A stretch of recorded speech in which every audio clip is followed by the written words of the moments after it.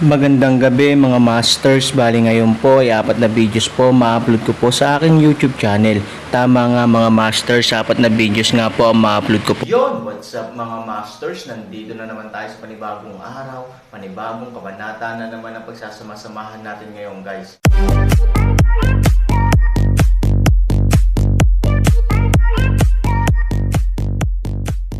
Bali mga masters, kung bago ka pa lang po sa aking YouTube channel, please click the subscribe button, lalong-lalo na po yung notification bell guys, para maging connected pa rin tayo sa isa't isa at maging updated kayo sa mga susunod ko pang video.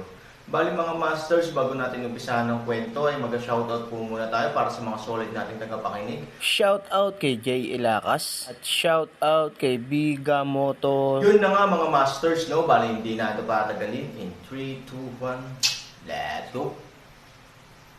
Mga master, magbabalik tayo sa pag-upload ng 4 na videos everyday simula ngayon araw. Salamat sa solid na pagsuporta mga master. Kabanata 3576 hanggang 3580. Kakaiba talaga ang hospitality ng Black Sheep. Nang makita ito, sinabi ni Aaron na may panunuya. Anong gagawin natin ngayon? Tanong ni Daw. Imposibleng manatiling nakatulala sa daungan ng hindi tinatanggap. Ngunit pagkatapos ng lahat, ito ang teritoryo ng organisasyon ng mga itim na tupa, at ang Daw 12 ay hindi nang ahas na pumunta rito. Tumingin si Aaron sa direksyon ng bulkan at sinabing, "Tara na at tingnan muna natin ang lugar na iyon." Hindi alam ng Daw ang pag-uusap ni Aaron at ng matanda sa deck, kaya natural na hindi niya alam kung ano ang tinatago ng bulkan. Masyado rin siyang curious sa bagay na ito. Bakit itinatag ng organisasyong itim na tupa ang punong tanggapan nito sa isang aktibong bulkan? Sa sandaling pumutok ang bulkan, ito ay magiging isang kalamidad. Aaron, kakaiba na ang headquarters ng Black Sheep Organization ay pipili ng lugar na may mga bulkan, tanong ni Daw. Nakangiting umiling si Han Sanchen at sinabing, hindi naman dito sila pinili, kundi sila ang pinili nila dito. Anong ibig mong sabihin? Mahinang tanong ni Daw. Ang kapangyarihan ng pumatay ng gintong medalya ay nagmumula sa aktibong bulkang ito. May isang hindi kilalang sikreto na nakatago dito. Ang pagkakaroon ng organisasyon ng Black Sheep ay upang matuklasan ang lihim na ito. Sa kasamaang palad, sa ngayon, walang nakakaalam kung ano ang nasa bunganga. Paliwanag ni Han. Nga pala, pagkatapos mong pumunta dito, hindi ba iba ang pakiramdam mo? Nagtataka ang Aaron sa Daw 12. Ngayon ang Daw 12 ay mayroon na ring kapangyarihan mula sa bulkan.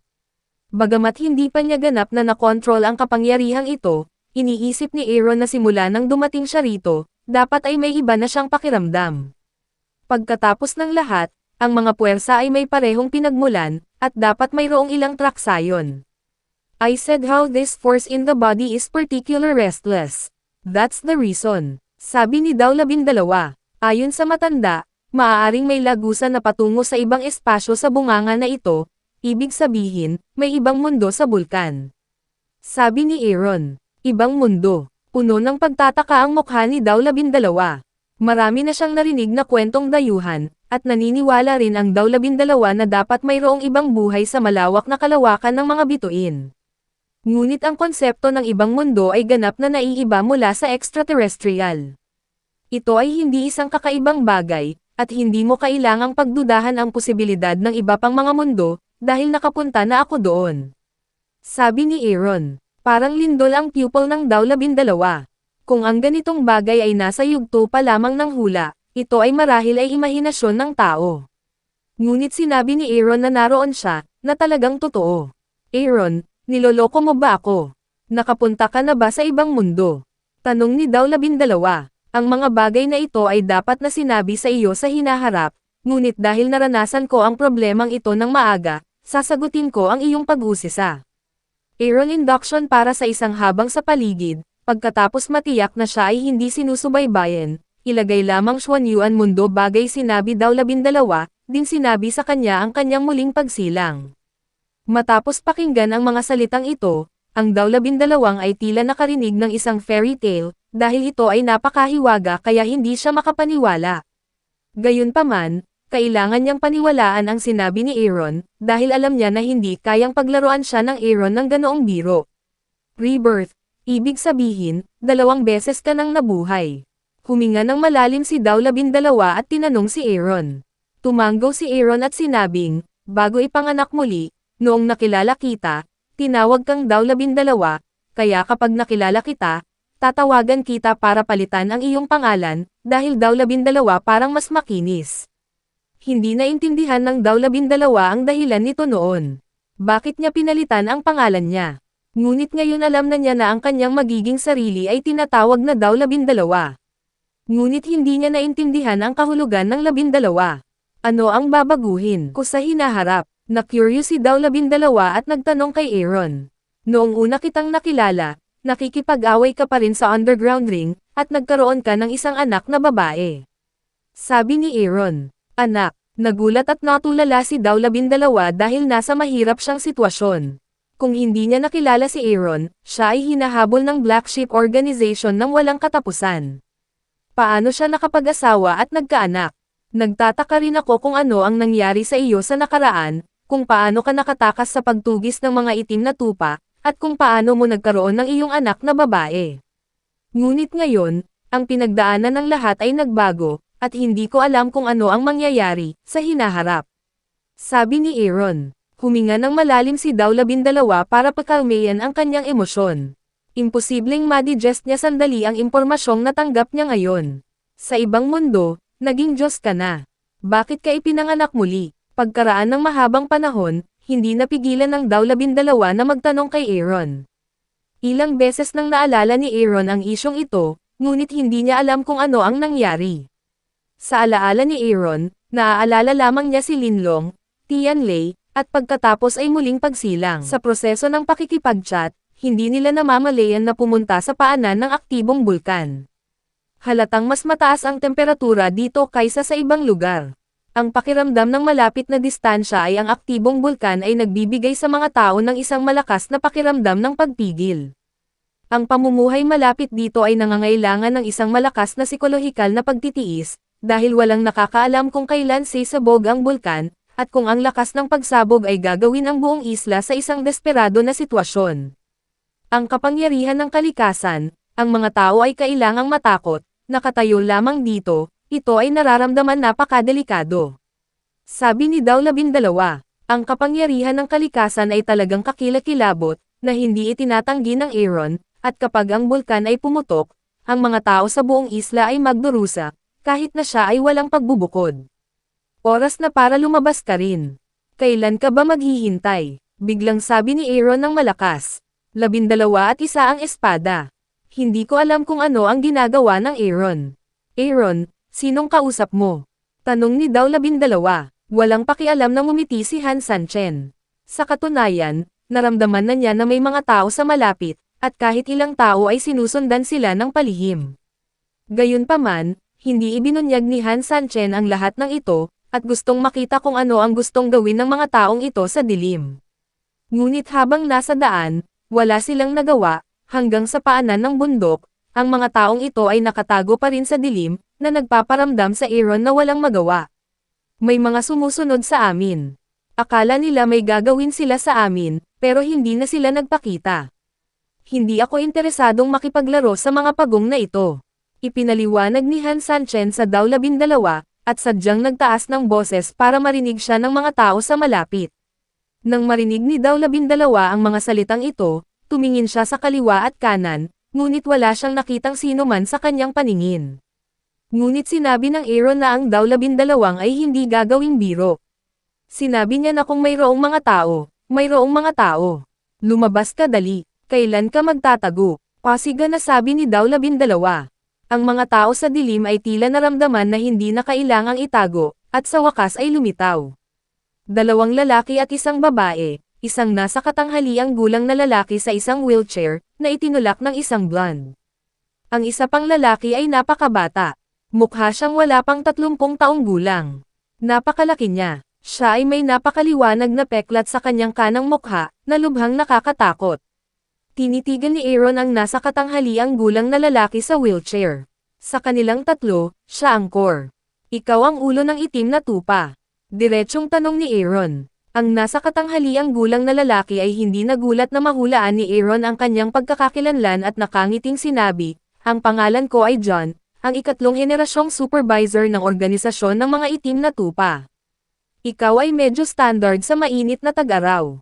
Nakangiting sabi ni Aaron. Nakangiting tumango si John at sinabing, "Gustong-gusto ko ang mainit na kultura ng tag-init, kaya nag-aral ako ng Chinese sa loob ng ilang sandali. Kailangan kong sabihin na ang Chinese ang pinakamahirap na wika sa mundo. Don't talk such nonsense. You didn't ask me to come here to kill me. Anong gusto mong gawin?" Tanong ni Aaron. Ayaw niyang makipagtalo sa Bush at mag-aksaya ng oras sa taong ito. Napatingin si John sa lalaki at babae na nakatayo sa kaliwat kanan, isang tingin lang, umalis na ang lalaki at babae. "Kung hahayaan mo sila, hindi ka ba natatakot na hindi ako mabuti para sa iyo?" Sabi ni Aaron. John shrugged. A very helpless expression, said, "Kahit nasa loob sila, gusto mo akong patayin, hindi sila makakapigil.